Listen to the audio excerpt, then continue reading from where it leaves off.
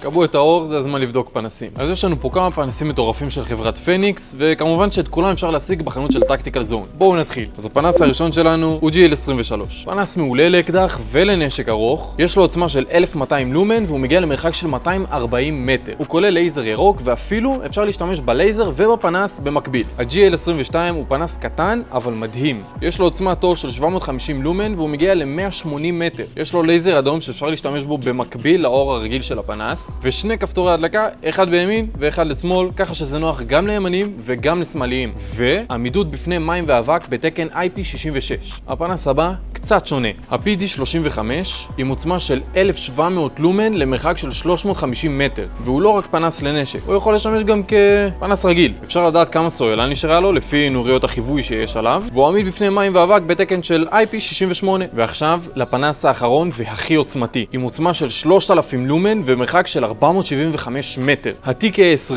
אז חוץ מהעוצמה המטורפת שלו, הוא נותן גם 6 מצבי תאורה שונים. יש לו סוללה ניתנת עם 5000 מילי אמפר, וכמובן עמידות בפני מים ואבק בתקן IP68. כל הפנסים שפה אפשר להשיג ברשת טקטיקל זון, ויש 25% הנחה באתר עם כספר. אז בואו להתחדש, מחכים לכם.